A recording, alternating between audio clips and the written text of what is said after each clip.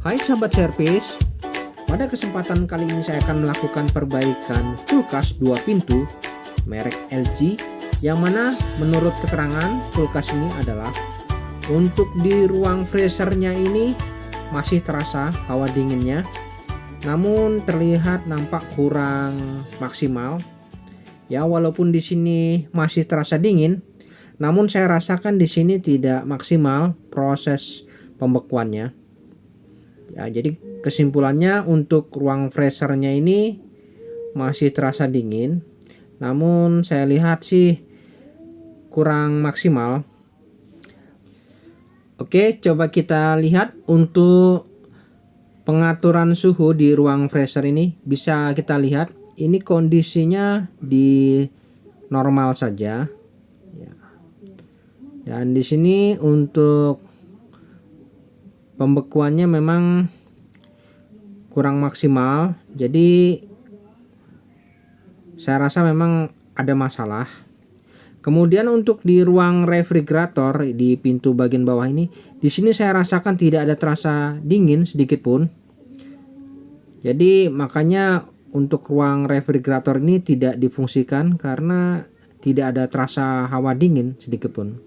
Untuk pengaturan suhunya di posisi maksimal. Oke, jadi kita sudah tahu kerusakan dari kulkas ini, yaitu di ruang freezernya masih ada terasa hawa dingin dan ruang refrigeratornya sama sekali tidak dingin. Baik, kita langsung saja eksekusi untuk perbaikan kulkas 2 pintu ini. Di sini saya coba keluarkan dulu bahan-bahan yang ada di ruang freezer. Kita akan coba cek di bagian freezernya ini, terutama di bagian belakang cupnya ini ada evaporator. Kita coba lihat apakah terjadi pengeblokan salju pada bagian evaporatornya. Nanti kita bisa lihat sebelum kita vonis kerusakan sebenarnya. Coba kita perhatikan di bagian freezernya ini. Kita lihat di bagian dalamnya ini terlihat ada banyak sekali salju ya. Nah, ini pertanda bahwa hal semacam ini adalah terjadi pengeblokan pada evaporator. Nah, langkah yang harus kita lakukan adalah kita coba lihat dengan jelas di bagian belakang cup ini ada evaporator. Kita harus coba lihat apakah memang benar terjadi pengeblokan. Ya, di sini memang sudah jelas terlihat pengeblokan salju pada bagian freezernya ini. Nah, ini cupnya sudah saya buka. Dan di sini nampak banyak sekali ya bongkahan es di sini. Nah, ini seperti ini. Ini artinya terjadi pengeblokan. Untuk fan pada freezer ini berfungsi normal dan cara kerjanya adalah fan-nya akan menghembuskan ke ruangan bawah. Di sini ada saluran. Maka karena tertutup oleh salju, maka hawa dingin yang ada pada freezer ini tidak bisa tersalurkan menuju ke bawah karena tertutup oleh bongkahan es. Nah, seperti itu ya, sepertinya kejadiannya. Jadi saya cabut dulu sumbernya, kita matikan. Oke, saya cabut dulu. Nah, untuk melakukan proses perbaikan ini sebenarnya cukup mudah, teman-teman ya. Langkah-langkah yang harus kita lakukan adalah kita harus cek terlebih dahulu pada bagian belakang dari kulkas ini. Kita lihat di situ biasanya ada timer ya. Namun di sini kita bisa lihat terlebih dahulu. Di sini ada diagram kelistrikan. Dari diagram kelistrikan ini kita bisa lihat ini menggunakan sistem timer, yaitu sistem 13. Oke ya, jadi ini menggunakan sistem timer sistem 13. Dan di sini ada model yaitu GN V212 RLT ya. Oke, selanjutnya kita amati lagi untuk di penampungan pembuangan. Di sini nampak kering, pertanda tidak terjadi proses pencairan. Dan di sini untuk mesin kompresornya menggunakan MA53 LAJG yang kategorinya adalah 1/6 PK. Ya, saya rasa sudah cukup. Kemudian di sini ada timer yang mana kita akan coba cek bagaimana kondisi timer ini. Apakah normal? Dari timer ini kita bisa dapat kesimpulan kerusakannya di mana ya. Jadi pada saat proses terjadinya pengeblokan ini, disinilah kesempatan kita melakukan pengecekan apakah kerusakan itu di timer ataukah di heater atau nanti di bimetal defrost ya. Nanti akan bisa kita lihat dari cara kerja timer ini sendiri ya. Oke, saya coba lepas dulu untuk timernya ini. Di sini ada beberapa skrup yang harus saya buka terlebih dahulu untuk melihat bagaimana cara kerja dari timer ini. Oke, ini untuk timernya sudah terbuka. Nah, seperti ini timernya ya. Jadi bentuk timernya sedikit lebih besar. Jadi timer ini sebenarnya sih sama, hanya bentuknya saja yang berbeda-beda. Oke, kita akan coba lihat cara kerja dari sistem timer sistem 13. Di belakang timer di sini terdapat lapisan lem yang mana kita bisa coba buka sedikit untuk mengintip bagian dalam dari timer ini. Biasa di situ ada dinamo ya atau rotor yang berputar. Nah, pastikan kita bisa melihat pergerakan rotor itu apakah berputar atau tidak ya. Jadi di sini karena terlapis atau terlindungi oleh lem, coba kita buang sedikit lemnya ini supaya kita bisa mengintip dengan jelas pergerakan dari rotornya ini. Oke, sedikit saja memang kita bersihkan dulu lem yang menutup. Nah, di sini oke kita lihat. Nah, di dalam itu ada rotor. Pastikan rotor ini berputar ya. Apabila timer ini baik, maka kita bisa lihat. Untuk itu saya coba berikan sumber dulu, saya hidupkan ya. Saya coba berikan sumber. Nah, kita coba berikan sumber dulu ya. Oke, setelah itu yang pasti ini mesin kompresor bekerja ya, mesin kompresor bekerja. Dan kita bisa lihat di timer ini apakah ada pergerakan di rotornya. Ya, di situ nampak ada pergerakan, pertanda bahwa rotor ini berputar. Timernya bagus ya. Timer berfungsi bagus. Oke. Jadi seperti ini. Kemudian di bagian tengah timer ini ada seperti tombol untuk diputar-putar. Di sini kita coba putar ya. Ini kita putar searah jarum jam. Yang mana kita nanti bisa lihat apa yang terjadi pada dalamnya ini, di rotornya ini pada saat kita berputar.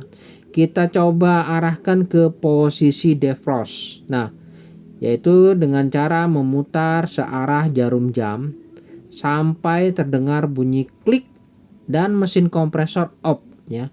Jadi memutarnya pelan-pelan saja ya sampai klik, kompresor off ya. Jadi pertanda proses defrost. Putar sedikit. Tek ya. Oke, sudah klik ya. Ini kompresor sekarang off ya. Nah, ini proses defrost namanya ya. Kita lihat apakah bergerak. Oke ya, di sini rotornya berputar ya. Seharusnya posisi defrost ini mati ya. Namun untuk timernya ini bagus ya, tidak ada masalah. Jadi ada permasalahan memang di ruang freezer. Kita akan coba cari dan saya jelaskan di mana kerusakannya. Baik, saya cabut dulu sumbernya. Di sini saya akan tunjukkan di mana kerusakan dari kulkas ini. Jadi kita bisa dapat kesimpulan untuk timernya sudah pasti bagus. Namun permasalahannya bukan di timer ternyata. Permasalahannya di ruang freezer ini. Ya, jadi pada saat terjadi pembekuan ini untuk bimetal pada ruang freezer ini tidak bekerja ya. Oke, untuk lebih jelasnya di sini saya coba buka dulu kap penutup pada evaporator ini. Di sini kita bisa buka secara perlahan-lahan, dan apabila memang khawatir ya, alangkah baiknya mungkin bisa kita cairkan terlebih dahulu bongkahan es ini supaya lebih mudah dalam proses pembongkaran. Ya, di sini saya coba lakukan pembongkaran dan ternyata cukup mudah. Oke, nampak jelas bahwa di sini terjadi pengeblokan ya, penebalan es. Nah, di bagian sini terdapat yang namanya bimetal defrost. Jadi, untuk bimetal defrost ini tidak bekerja ya. Baik, saya coba cairkan terlebih dahulu untuk melihat dari bimetal defrostnya. Di sini saya coba tuangkan air hangat atau air panas untuk mencairkan bongkahan es ini supaya lebih mudah dalam hal proses pergantian part pada bimetal defrost. Nah, di sini saya coba cairkan terlebih dahulu. Jadi bongkahan esnya ini sudah menebal, harusnya bimetal defrost ini bekerja, namun tidak bekerja. Ya, nanti saya akan coba tunjukkan cara kerja dari bimetal defrost ini. Oke, saya coba lepas dulu bimetal defrostnya. Nah, seperti ini bimetal defrostnya.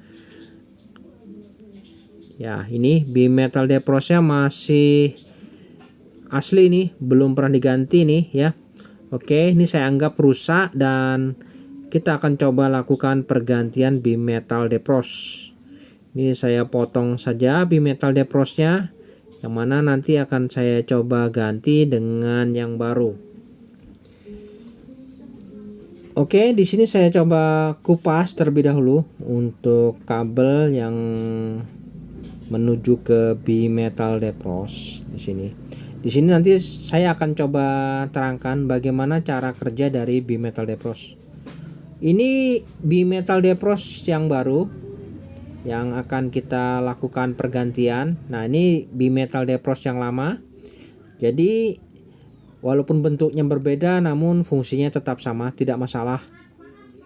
Nah, ini setelah kita kupas di sini untuk bimetal defrost yang baru, saya akan coba langsung sambungkan saja pada kabelnya. Nah, ini saya coba sambung.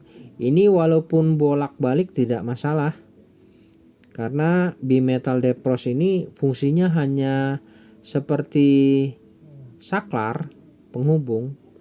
Apabila suhu sudah tercapai pada ketentuan dari bimetal ini, maka saklar pada bimetal ini akan menghubung. Ya, jadi cara kerjanya apabila didinginkan, bimetal ini akan menghubung, dan apabila suhu sudah tidak dingin, maka bimetal ini akan kembali memutus.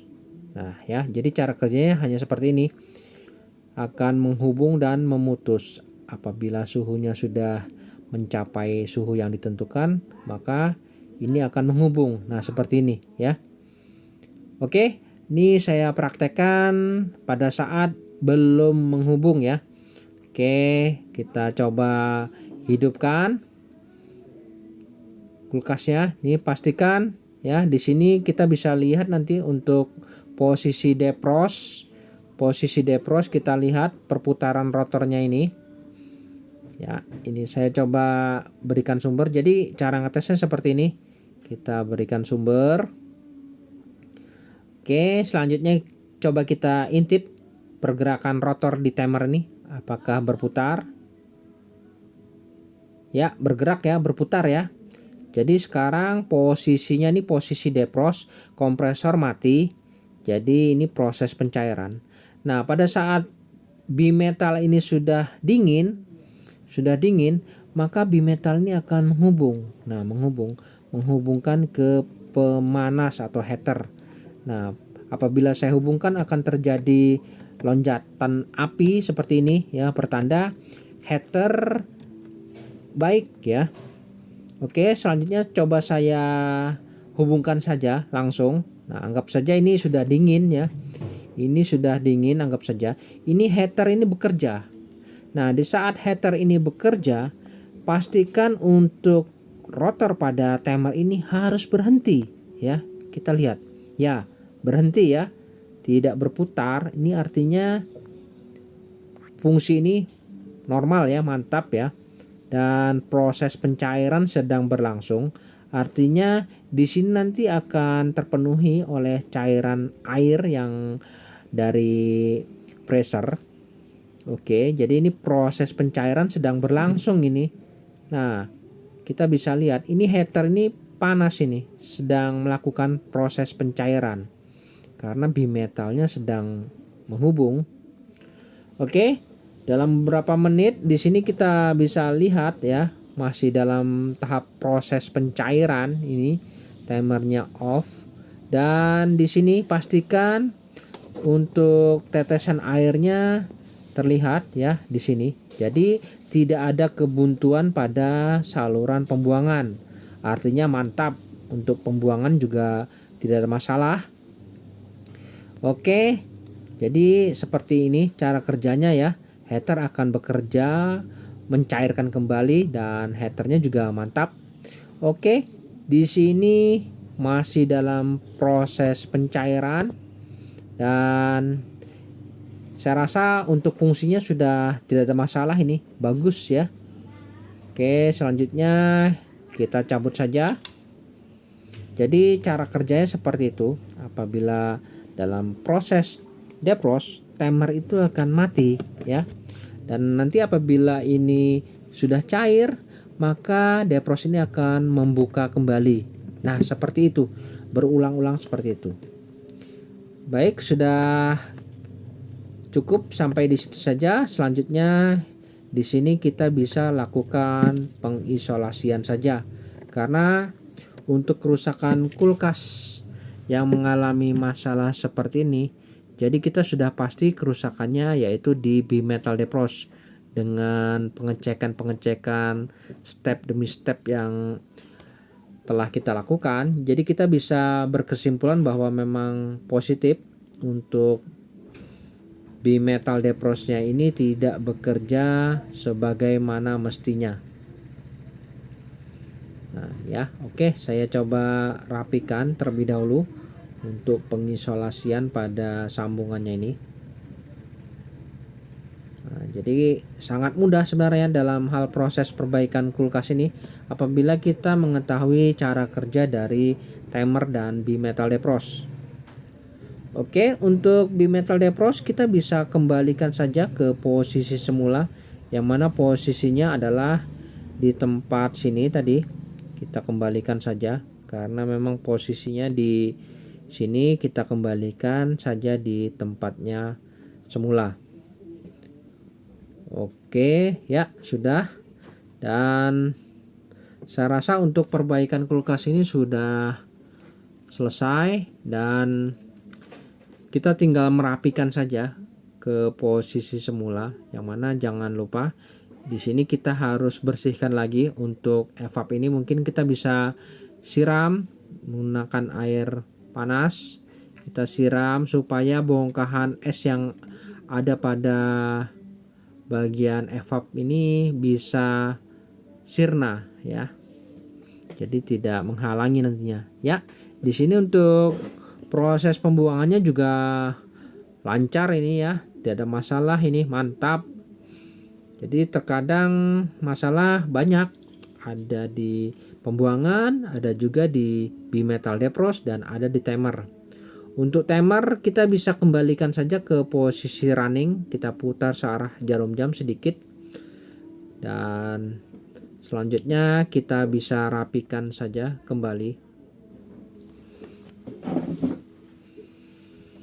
Oke, sudah rapi dan kita tinggal melakukan pengecekan pada pembuangan air ini. Di sini pembuangan airnya saya lihat sudah penuh ya. Jadi kita bisa buang saja airnya ini supaya tidak membanjiri lantai nantinya ya. Ini kita buang saja dulu.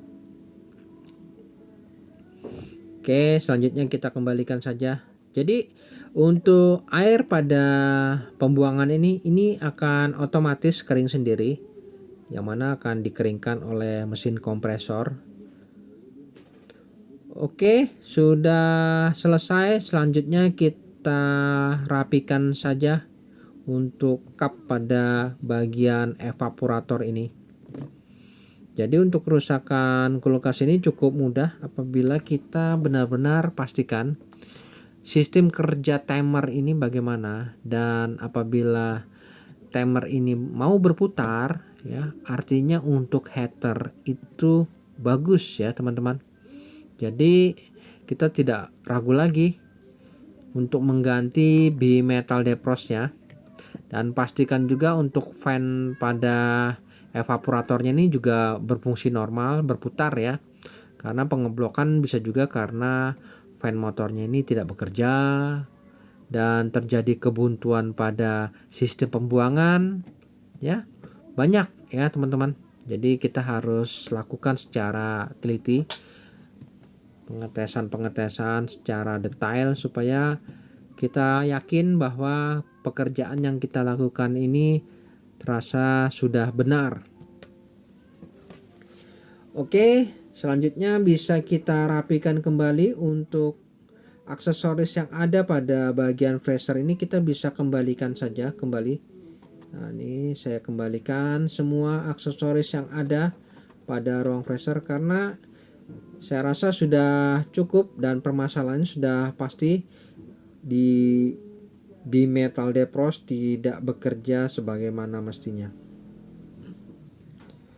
Oke, selanjutnya tinggal dilakukan pengetesan. Nah, untuk melakukan pengetesan di sini saya coba hidupkan kulkasnya, saya berikan sumber. Oke. Pastikan mesin kompresor bekerja ya. Nah ini ya, mesin kompresor bekerja, mantap. Selanjutnya dalam beberapa menit mesin ini bekerja, pastikan untuk dinding-dindingnya ini sudah mulai terasa hangat ya, mantap. Jadi sistem pendinginannya bekerja. Nah untuk fan pada freezer pastikan berfungsi ya, mantap. Oke, dan di sini di ruang refrigerator untuk pengaturan switch lampunya juga normal, tidak ada masalah. Tinggal kita melakukan pengetesan. Untuk melakukan pengetesan di sini saya coba berikan air mineral pada ruang freezer dan ruang refrigerator.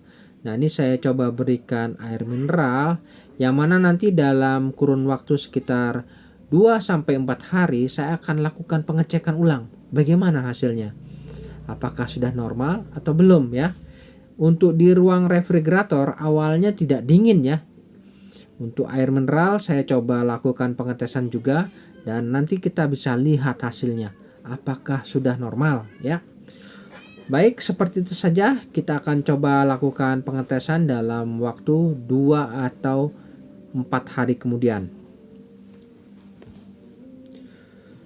Baik teman-teman, setelah 4 hari kemudian saya coba lakukan pengecekan bagaimana hasilnya. Di sini di ruang freezer saya lihat ya, ini untuk air mineral yang kita letakkan kemarin di sini sudah mengeras ya. Sudah membeku dan mantap di sini dinginnya, dan di sini tidak diragukan lagi untuk ruang freezernya sudah normal. Kemudian di ruang refrigerator di sini sudah terisi bahan-bahan makanan yang ada Oke, kita bisa cek air mineralnya. Nah, di sini terasa dingin teman-teman ya. Pertanda sudah normal, ini dalam waktu 4 hari saja sudah tidak ada masalah lagi ya. Di sini dinginnya juga sudah stabil ya. Mantap ini. Baik teman-teman, sampai di sini dulu perjumpaan video saya dan kita akan ketemu lagi pada video-video saya selanjutnya. Sampai jumpa.